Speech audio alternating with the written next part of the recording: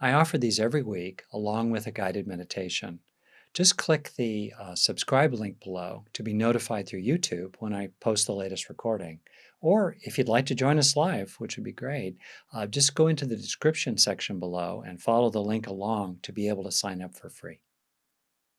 I've been struck recently by the ways in which we actually can choose to influence how we feel about or think about or act toward another person. And when I think about the many people I've known, I'd say probably about 80% of them don't have any sense of this. They basically take their reactions to other people as givens. Well, of course I feel that way. They're a X, or they made me Y. Of course, it's kind of a given.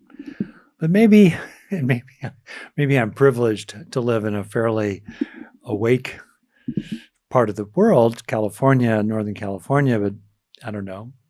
So maybe these percentages are even less elsewhere, but maybe about a fifth of the people I see are really aware of the fact that there's a range. And inside this range, which moves up or down depending on what they're dealing with, they can influence how they feel and think about and act toward other people in that range. I had an experience of that in my late 20s when I was in a deep relationship with someone who was very important to me. And I thought I was very important to her. And then I suddenly found out that she was doing all kinds of stuff. I'll spare you the stuff, but she was doing a lot of stuff. And I had a choice. And what was interesting is that what arose in me, honestly, was the recognition that this was her foolishness, not mine. That was a helpful recognition. There's a place for clear seeing. There's a place for discernment. And a sense that, well, this is her choice. It's her choice, not mine. And long term, I wasn't going to put up with it. But near term, and I felt I didn't need to suddenly slam the brakes on it for her, and that she needed to discover some things. So, remarkably, for me, I was kind of surprised. I just decided to love at will, is how I put it to myself. Love at will. To realize that the heart, in a figurative sense, is like a muscle. I mean, literally it's a muscle, but beyond that, we can strengthen it. We can do kind of like love push-ups. We can deliberately find compassion, kindness, even love at will. I never thought I could do that before, but I did. And that loving at will and that focus on it was actually really protective. It helped me not get bothered by what she was doing. I just thought, oh, well, that's on you over there. And it, helped me stay calm and kind of cheerful and not get caught up in reactive tangles with this other person. And eventually, they saw the light and all that. So that's a good example. Another example could be a situation where you're with someone and this is not a good day for them. They're upset about something. Their body is in turmoil. Maybe they've gotten some bad news. Something's been reactivated from emotional memory stores, and they kind of lash out. And you know enough to know that, well, this is just part of that other person. It's not the whole of the other person.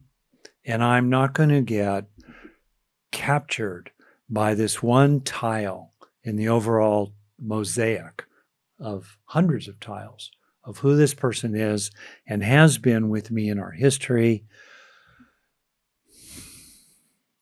I'm going to recognize this flashing red light here and, maybe be careful about it in the future, but I'm also going to see the whole of this person, and I'm going to choose the freedom in my response to what's happening here to continue to see the whole of this person.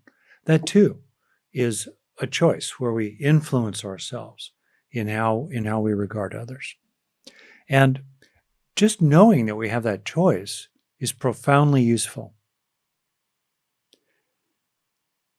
in the moment when we're captured, the brain, is like worm tongue whispering to us, it's so believable. Of course they're fools. Of course they're bad. Of course you have the right to. Of course, of course, of course.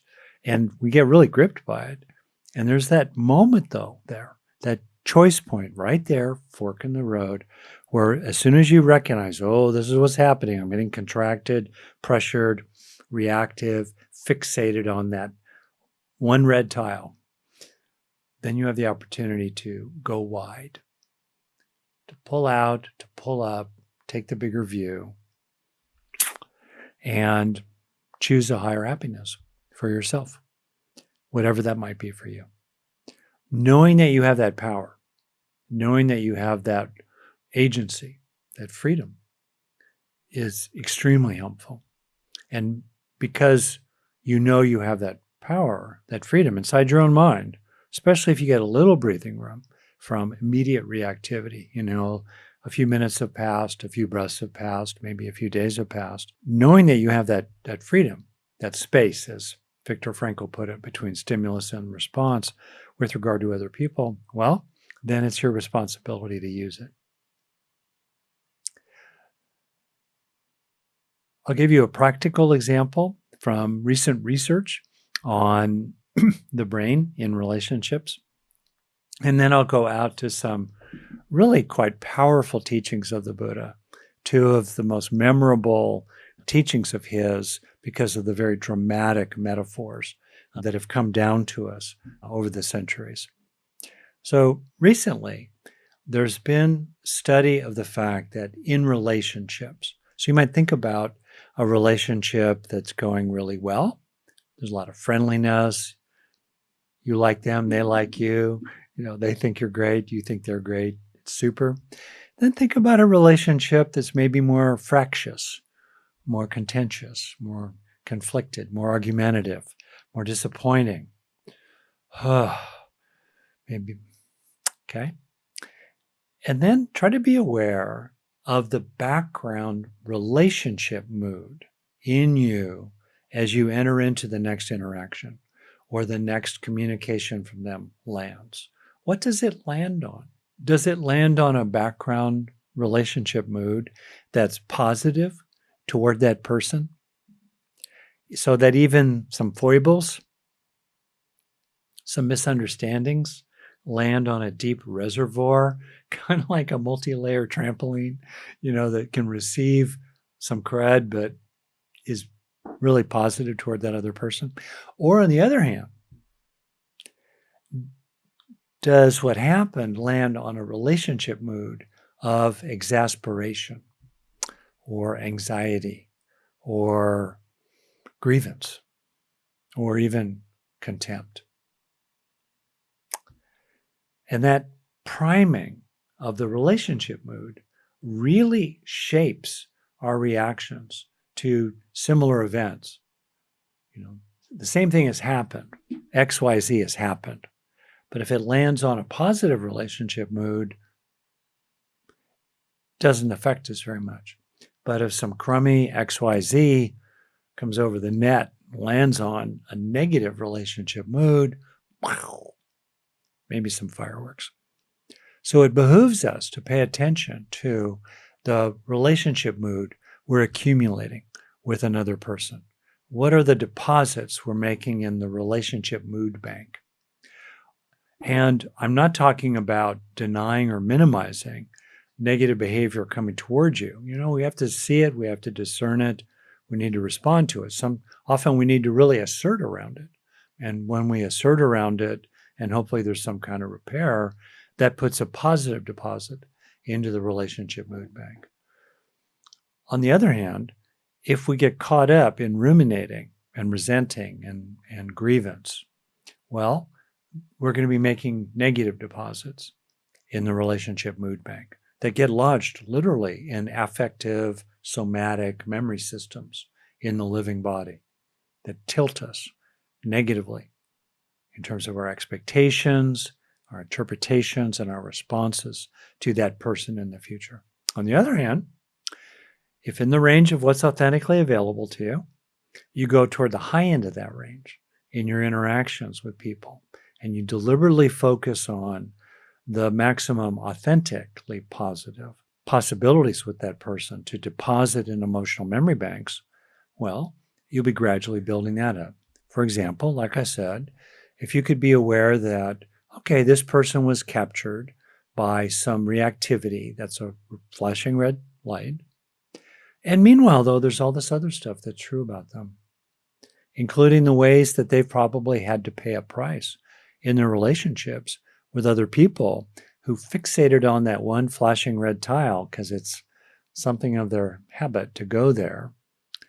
I'm thinking of someone I'm dealing with currently, and you realize, wait a second here, I don't want to be yet one more person who's kind of bonked them, because they can be kind of rigid and righteous and lose sight of the big picture.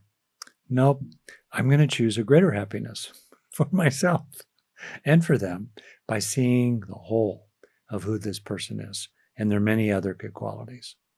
That's an opportunity, for example. There are others. You can recognize that deep down in someone are good intentions that are manifesting badly. Looking at people who are maybe bossy or pushy, deep down they're trying to feel safer. They're scared. They feel out of control. They don't feel trusting. They're living in a kind of an internal quasi hell realm of mistrust. So they're trying to over control everything rather than letting you and life altogether have more sense of flow. Their intentions are good deep down. You can recognize the good intention deep down, the longing for justice in people that's underneath a lot of righteousness and criticism. Yeah, the righteousness and criticism are problematic, but underneath it is a wholesome, positive intention. So we can see that. We can also deliberately with others have a sense of the bigger picture, the longer time frame, and the greater good, our best interest. I'm in a situation right now with someone who has falsely accused me of something, in effect, and used that as the basis for a grievance. And in my long-term relationship with this person, as I've calmed down over the last 12 hours, I can see that's in my best interest to recognize that they don't have a lot of repair capacity around this particular point. So it's more on me to just let the fault-finding accusation go by and recognize that other people in the larger system and network I'm in are aware of the bigger picture. I take refuge in knowing that they know it's actually true when we take a look at things as a whole.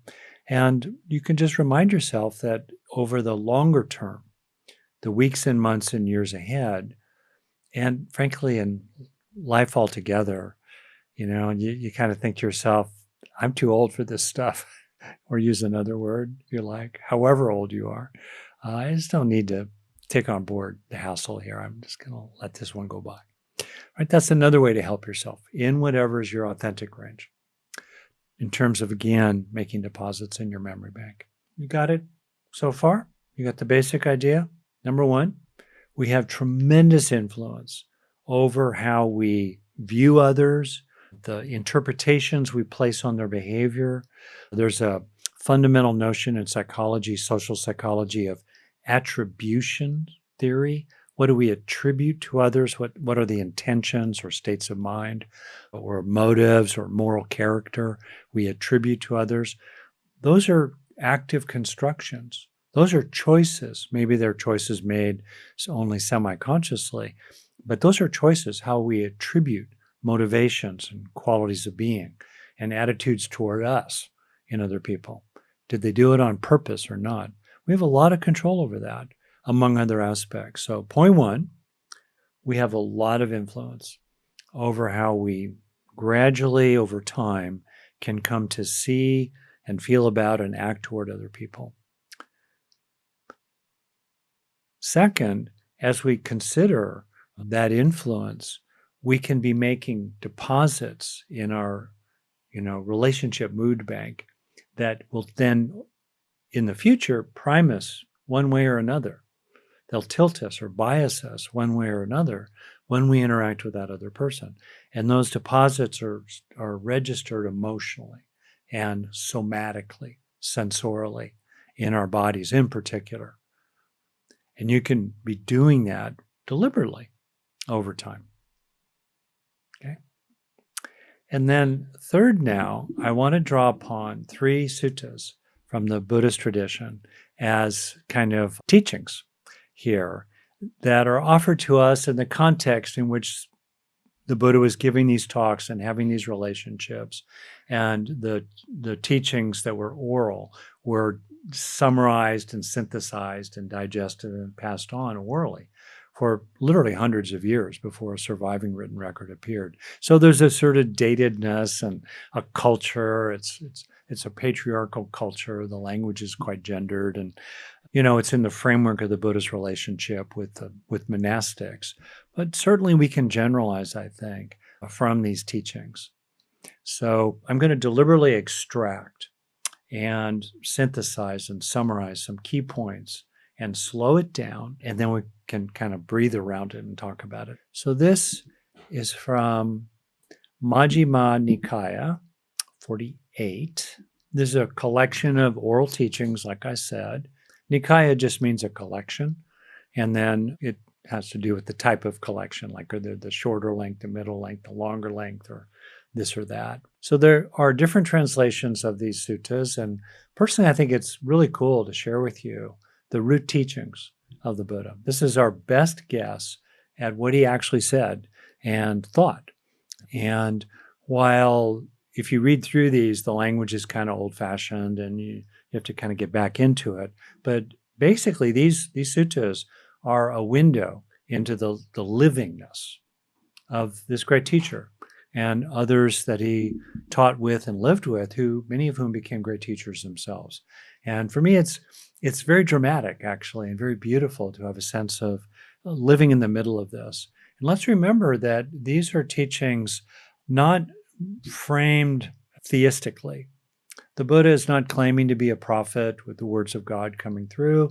The Buddha is not claiming to be a messenger of the divine or a son of God or anything like that. And I'm not critical at all of any of those other kinds of statements or claims elsewhere. I'm just saying that in the early Buddhist tradition, he's a very human person who was deeply practiced, had many developments and attainments due to his practice, not due to supernatural factors, and then shared what he had learned like a guide, a teacher, a physician of the mind, of the heart, with others with whom he lived in the everyday situations there. So I think that's, for me at least, a lovely thing, and I invite you into exploring the suttas in good translations. And now there are many freely available online. And I'm going to start with the Mendicants of Kosambi, the Middle Discourses, the Majjhima Nikaya, number 48. And I'm going to kind of walk through this sutta pretty quickly and then identify 6 pieces of advice from the Buddha that do have to do with the choices we can make to shape our relationships with others in positive directions. So the monks, the mendicants of Kosambi, were arguing, quarreling, and disputing, and continually wounding each other with barbed words. They could not persuade each other or be persuaded, nor could they convince each other or be convinced. So then a mendicant, a monk, went up to the Buddha, bowed, sat down to one side, and told him what was happening. So the Buddha addressed one of the monks, "Please, monk, in my name, tell those monks that their teacher, moi, summons them." Okay? So then the monks arrived. And you can just imagine, this is probably fairly accurate one way or another. So now the Buddha is sitting down with these quarrelsome monks. And the Buddha asked them, "So, is it really true, mendicants, that you have been indeed arguing, quarreling, wounding each other with barbed words and all the rest?" "Yes, sir," they said. "Okay. And then what do you think, mendicants? When you are arguing, quarreling, and wounding each other with barbed words, etc., are you treating your spiritual companions with kindness by way of body, speech, and mind, both in public and in private? No, sir. I love it. I've joked with you before. I really want to see the movie of the Buddha's life. Pick your, like Robert De Niro, or I don't see Brad Pitt. I just can't see Brad Pitt. Jack Nicholson as the Buddha, and then I also imagine, what if the Buddha had been a woman? Whoa, Meryl Streep as the Buddha. I want Michelle Obama to play the Buddha. That's my movie of choice. Michelle Obama playing the Buddha. Okay, back to the dramatic scene, because now we're to the 6 points of advice. Helen Mirren. Okay, I like that. Who played M in the James Bond films? Judi Dench. Now that would be an awesome Buddha. Okay, back to this. Here we go. So then the Buddha said to the mendicants, and the Buddha is now talking to us, because the Buddha did not restrict advice for just the monastics or just the lay people, or just didn't do that. It's for everyone. That's why the teachings are widely published. They're for everyone. In early Buddhism, there are no secret teachings. Okay? So the Buddha says these 6 pieces of advice. Okay? People, these 6 warm-hearted qualities make for fondness and respect, conducing to inclusion, harmony, and unity without quarreling. What 6? First, and now I'm going to broaden it, I'm paraphrasing here. First, you need to consistently treat the other people in your life with bodily kindness, both in public and in private. Bodily kindness in terms of your behavior, your actions. And this warm-hearted quality of bodily kindness makes for fondness and respect, etc. Second, you need to treat the people around you with verbal kindness. Hold on to the yes buts that are arising inevitably in the mind. We'll get to those. Third, you treat your companions, the others in your life, those familiar to you, those you love, those who are neutral, and those who are challenging.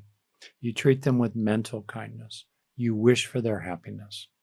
Compassion is the wish that beings not suffer. Kindness, the wish that they be happy. There's an overlap, obviously. Okay, here we are, ready for number 4. People, without reservation, share, in appropriate ways, any material things you have gained by legitimate means. So, practice generosity, not pathological altruism, but the kind of generosity that is sustainable. Practice sustainable generosity. Number 4. Also, again, I'm going to adapt this here. People, live according to virtue. And morality and restraint, which could be summarized in major precepts or standards you aspire to live by, such as not killing, not stealing, not lying, not getting intoxicated, and clouding your mind, and acting with heedlessness, and not avoid sexual misconduct. Those are the basic 5 in Buddhism. All right? So live with integrity, live with morality, live with virtue, with other people. That's the 5th recommendation by the Buddha. And then 6th, live according to wisdom with other people. And a wisdom that takes the big view, the big picture, sees deeply, understands fundamentally what leads to suffering and what leads to happiness, recognizes impermanence, recognizes interdependence, recognizes how we're all in this together. Those are the 6. So for memory, the Buddha is advising us here, right? Here to live with kindness from the body and behavior, kind acts, kind words, kind thoughts, generosity, virtue, and wisdom. Thank you, Buddha. That's a darn good list. You got the list? Now, these are aspirational. That's how they're framed again in Buddhism, which I really appreciate. These are not commandments that are sins to fail. These are training precepts. We are training ourselves in part through these efforts, these standards, these aims, these values. The Buddha is saying, basically, if you want to live happily with others, I recommend you value 6 things: kindness in thought, word, and deed, generosity, integrity and virtue, and wisdom. If you value those and put those into practice, that will be a better path for you. Beautiful. Thank you. Wouldn't it be great to sort of sprinkle these, over the halls of power, the capital cities around the world, pick your capital city. Okay. Pick your family, pick your relationship. All right, onward. Now, let's see here. The next one I want to do is it's probably one of my top 5 favorite Buddha suttas. This is the one around milk and water. It's so sweet. So this is Majjhima Nikaya 31, the shorter discourse at Gosinga. Basically, there's a lot of sweetness here. These old monks, they're venerable, aged, elderly. Anuruddha, Nandiya, and Kimbila. And they were staying in this forested area that had been offered by, I believe, a wealthy donor. And then one day the Buddha was walking and came to the park, and, these 3 elderly monks invited the Buddha to join them. How sweet. How sweet. So they came out to greet the Buddha. One of them received the Buddha's bowl and robe. These are real people, real living together. One spread out a seat, and then one set out water for washing. The Buddha sat on the seat and washed his feet. The venerables bowed. Then the Buddha said to them, I hope you're keeping well, Anuruddha and friends. I hope you're all right, and I hope you're having no trouble getting alms food. And they replied, we're all right, Blessed One. We're getting by, and we have no trouble getting alms food. And the Buddha says, I hope you're living in harmony, appreciating each other without quarreling, blending like milk and water. That's the phrase. I love it. Blending like milk and water and regarding each other with kindly eyes. As a question, are you doing this? Are you living in harmony, appreciating each other without quarreling?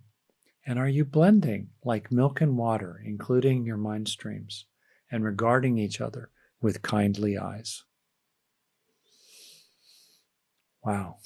Just feeling these words, bring to mind a relationship and kind of think about moving through those words in that relationship and being drawn into regarding this other person in this way, which could include setting a boundary of one kind or another, resizing the relationship so that you can continue in the remainder of the relationship to relate to them in that way.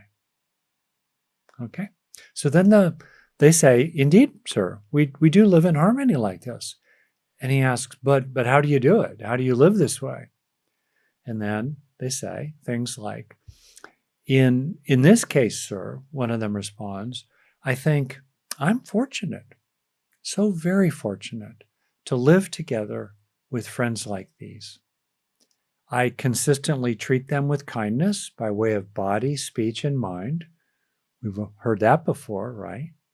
Both in public and in private. And I say to myself sometimes, why don't I set aside my own ideas and just go along with these venerables' ideas? Now, that's a tricky one. And that's what I do. In other words, hey, when you can, maybe you just give up your position. I had a conversation with my wife earlier today about, literally, what kind of grout to put between some tiles in our bathroom because the old grout had gotten a little dirty. No big deal. And it was like I kind of saw it this way, and she sort of saw it that way. And actually, I got off my position, which made room for her to get off her position. Magical sometimes, isn't it? And then we blended together like milk and water. Okay. Then there's a third sutta that is very controversial. And I'm going to pull that one up. That's the simile of the saw. There's a lot in this sutta. It's complicated. Basically, the monks were going on alms round, and some people in a village threw rocks at them and insulted them and threw sticks at them. And they came back in a real huff. Again, think about the age of a lot of monks. These are male monks, typically in that time, often young. A lot of sap rising in those trees. They come back, and they've committed to nonviolence, to non-harming, don't kill, but they're mad. And they're fired up. And the Buddha basically, to just kind of summarize, and then the last passage is he challenges them. And here he's basically speaking to very advanced practice. So this is aspirational. And he works through a number of statements. Even if they insult you, you are to maintain an attitude of not hating them, of not having malice toward them, and instead, in your heart, wishing them well. You can also wish they wouldn't keep doing that. I don't think the Buddha said that, but I think added. But you're not letting poison of hatred invade your heart. Even if they throw sticks at you, you do not let hatred invade your heart. You do not let it poison you. That's not good for you. Not good for you. There might be a momentary pleasure by throwing that stick back at those other people, but it's not good for you. All right? And then even if they throw dog dew at you, don't let hatred invade you. Even if they hit you, don't let hatred invade you. You might feel sad. There might be unpleasant experiences. The Buddha made plenty of room for that. You would be hurt in your body. Maybe anger would arise for you, but you wouldn't let it poison you. And then the famous metaphor, even if bandits were to cut you limb from limb with a two-handled saw, do not let hatred and poison your heart. Now, wow, that's a really extreme version. Just because we can't get to that extreme place of radical enlightenment, complete freedom of consciousness, complete non-reactivity. We're not there yet. Even if you can't even imagine it, maybe you can imagine at least the direction, moving from insults to, throwing sticks, to throwing rocks, to hitting, to actually cutting you. You can imagine the direction. It's a standard. And I'm inspired by people like the Salt March of Gandhi, that really, really, particularly as the newsreels were shown around the world, upended and cut the legs out from under British colonialism in India, at least in a full and formal sense. Just walking toward the ocean to get salt, being struck down by the British soldiers, and then the next person walked toward the ocean. I think about Martin Luther King and many other great civil rights activists. I think about people in our politics today who speak truth to power at great personal risk. I think about just many, many historical examples. Greta Thunberg. I think in junior high school, she just sits down. She says, I'm not going to school anymore until you idiot adults fix this climate catastrophe we're rocketing toward. Wow. So I get inspired by those examples, even if I'm not yet able maybe to go all the way yet. I don't know, work in progress, but we can be inspired by those examples.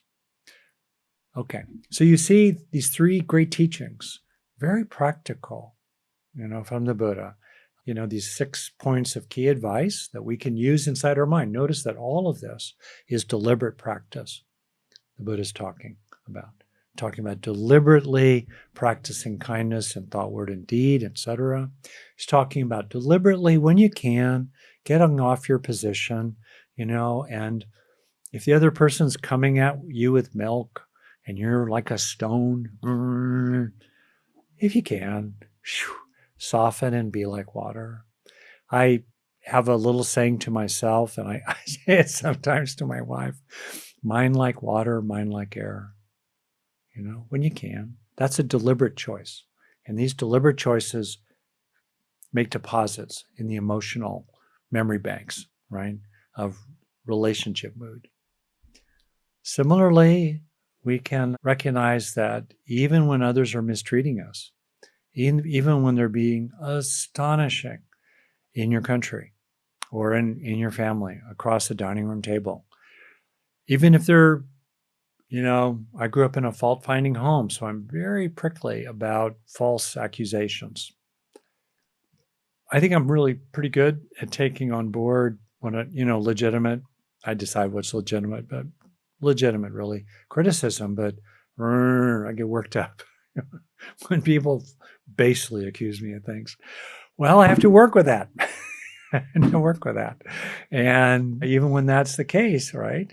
That's the verbal stone they're throwing at me.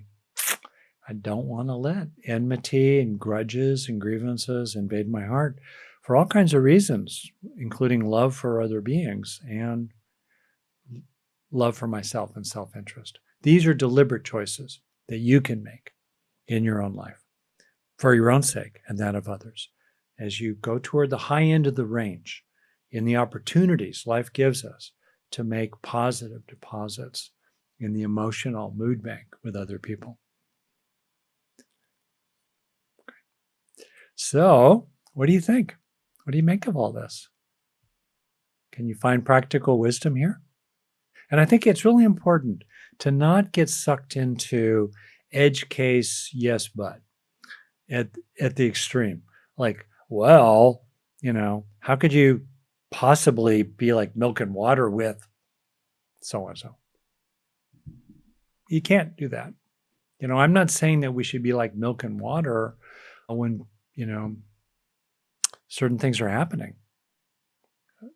The Buddha was very clear about setting boundaries and being strong. And we have many examples of beings committed to nonviolence who could be very strong, right? But on the other hand, if it's within range, remember the range of what's authentically available, can you go toward the high end of that range of what's possible for you? Okay. Elaine, I am going to call on you and in our last few minutes here, see what you have to say. So, the idea of practice about this is so important. And I had the great opportunity and privilege to take, from CCARE, Center for Compassion and Altruism Research, way back when they started. So I don't know if the protocols changed, but, it was many weeks, and we had very serious practice that we did in class and then at home. And one of the very last things, which was really very difficult, and I can't say that I have succeeded, was to name people that you thought you could never forgive. And whether it was Hitler or Idi Amin or present day, sure. there's a number of them, and have that as a practice. Yeah. What does it take to do that? And I have to say, at that time, this was several years ago, I said, I don't want to do this. I know there are people who can. There are people who have forgiven the Holocaust. There's certainly Jesus who said they know not what they do.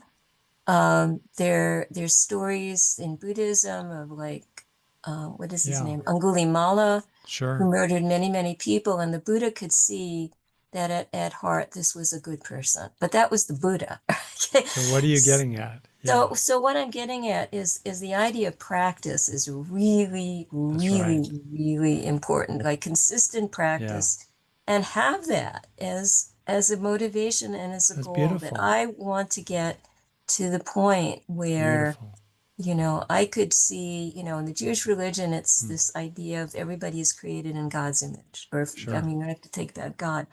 But what would it be like if you really saw that, and yourself included, right? I mean, yourself Yeah, and so you're included, describing the importance of practice. Yeah, that's and exactly right. And it's kindness for yourself, really meanwhile. hard.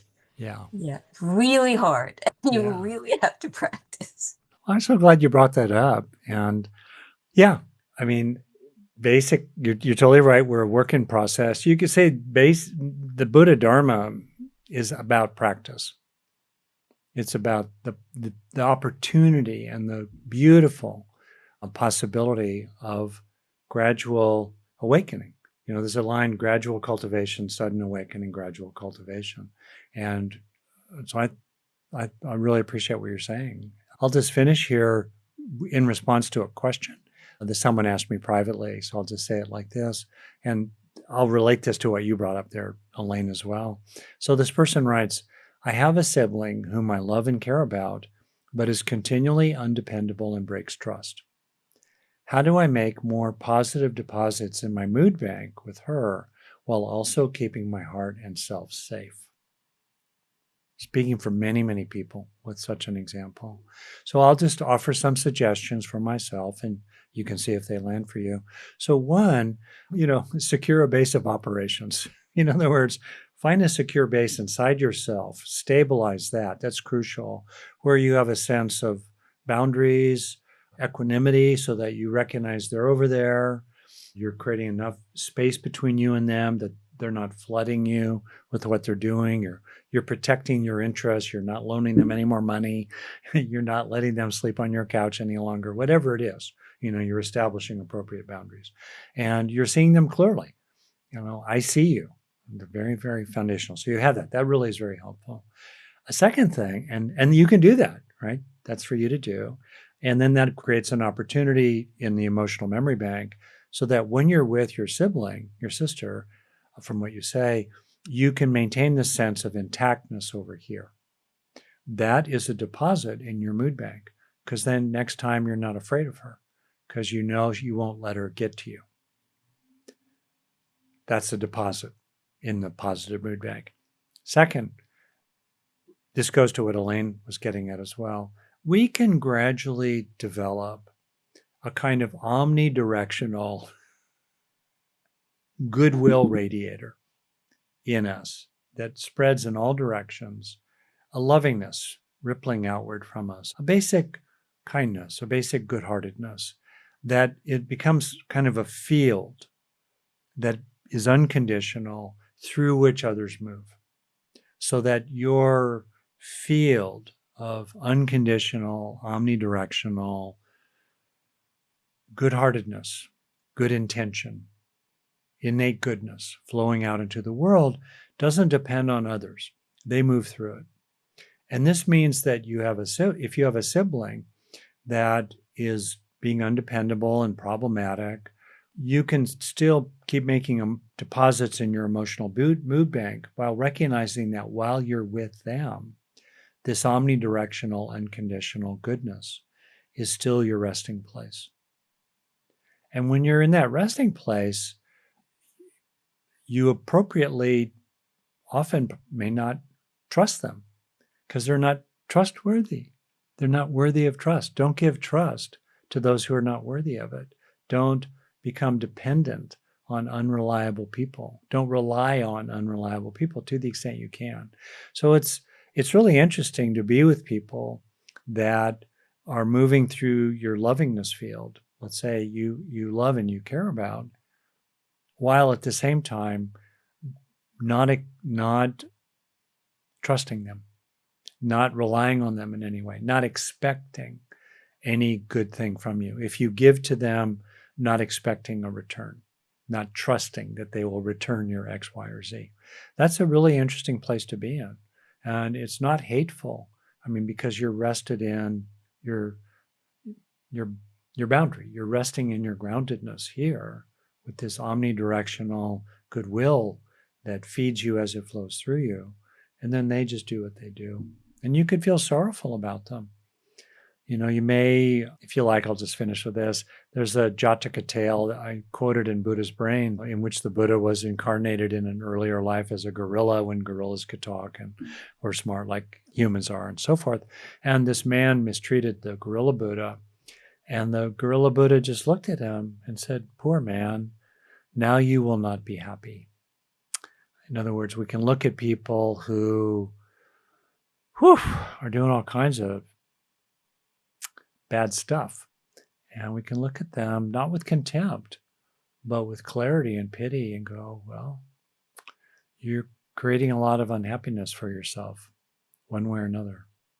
And meanwhile, you know, I'm centered. I'm grounded in my virtue. I'm grounded in my omnidirectional lovingness. And you be you. So be it.